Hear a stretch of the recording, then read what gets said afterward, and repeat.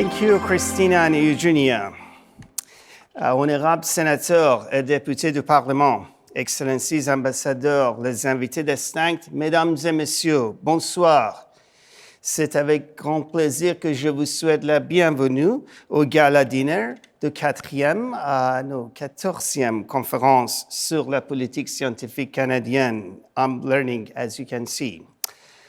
We are grateful that have been able to organize this conference in person, and this year, once again, with 950 plus registered delegates, more than 350 speakers, of which 58% are women, delivering the highest quality content. Yes, thank you, well deserved, thank you. Delivering the highest quality content in more than 60 panel sessions over the course of 3 days, discussing the most pressing issues of science, innovation, policy in relation to our society. This success is a testimony to our hard work, the hard work of many people at CSPC, more than 70 volunteers from across the country who work hard throughout the year, and our staff, our event planning team, and certainly the support of the board of directors. And of course, this would not have been possible without the generous support of our partner organizations from across the country.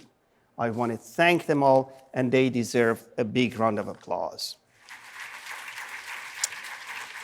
I want to take the opportunity to emphasize on the role of CSPC as a major capacity builder in science policy. Every year, around 70 to 80 volunteers from across the country, mainly graduate students and postdocs and early career professionals and policymakers and scientists, engage with CSPC in various programs in a period of 10 to 12 months. They run the programs, conference programs, online editorial, the beautiful magazine that you have in hand, virtual events, Science Meets Parliament, and this year helping with the preceding production. Over the course of the last 14 years, almost 1,400 volunteers have been with us, learning about science policy, leadership, and they have been empowered and connected with this community, many of whom pursued science policy as their career. We have become the biggest capacity builder in science policy as a non-for-profit. Thank you. That's what we have been most proud of. And this year, we had close to 70 volunteers, some of whom are here with us tonight. I want to ask them, please join me on the stage to be acknowledged. Please, all CSPC volunteers, come to the stage. In pre-pandemic speeches, I have always referred to global challenges and the role of science, but I could not have imagined the magnitude of the pandemic catastrophe hitting us and the dramatic consequences and the loss of so many lives and the significant interruption to our daily life. During the pandemic, many of us had the luxury working from home, but many others didn't, including the healthcare workers. They had to go to work and work for long hours for us and for our families to stay safe. And you remember during the restrictions and isolations, we used to go out at 7 p.m. to clap for them, to thank them for their dedication and for their work. I think it's a very nice gesture that at the first gala dinner post-pandemic, we stand up and clap for them and thank the healthcare workers for their heroism and for their dedication. Let's thank them.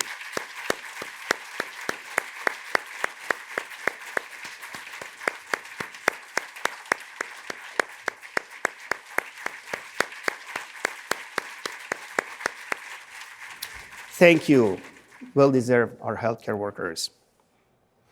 And now, 2.5 years later, the pandemic is not fully over, and we witness new respiratory diseases, viral diseases. The status of global public health is still in uncertain mode. The state of our economies is uncertain, and unprecedented levels of national debt and inflation. And we may be leading to a new era of economic recession. The supply chain is disrupted and has impacted our daily life, and there is a significant labor shortage. And due to the war on Ukraine, the energy market experienced a shock. And some countries are reactivating their coal power plants, which consequently slow down the fight against climate change. And climate change is still the biggest existential threat, and we as global community have not quite figured out how to deal with it.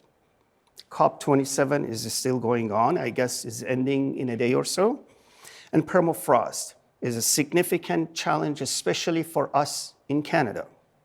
And on social front, the pandemic was a paradigm shift and led to significant changes. Human interactions, workplace, education system, mental health, and many more. And we're still not sure about the depth and impact of these social changes. And these are happening in a so-called post-truth era filled with mis- and disinformation and mistrust to all our institutions, including our democratic institutions. And all these together portray a future that is challenging at its best. It is a unique situation for our generation that face many dimensions of uncertainty that are so different, yet linked to one another.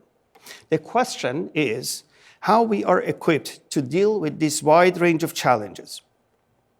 And we believe, and this community believes, that science, and by science I mean the broader definition of science that includes social sciences and humanities and indigenous sciences, may be our best bet to offer some solutions.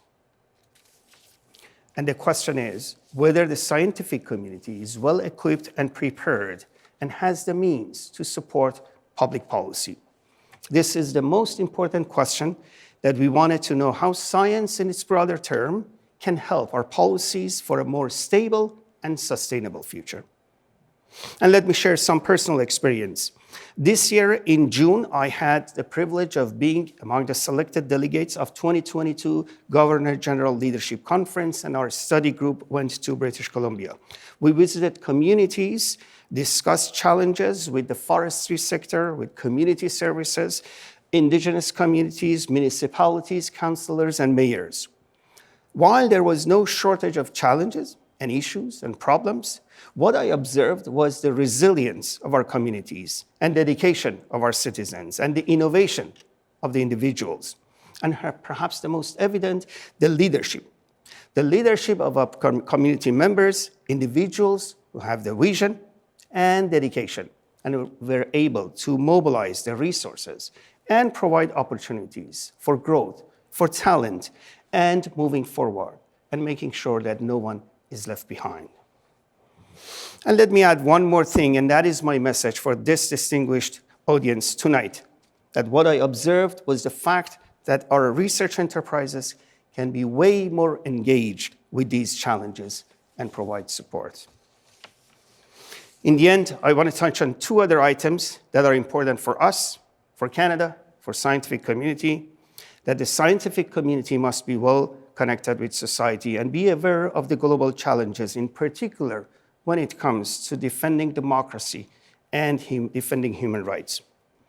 The war on Ukraine shocked all of us. Scientific communities have been shattered in Ukraine, and it is our responsibility to support them.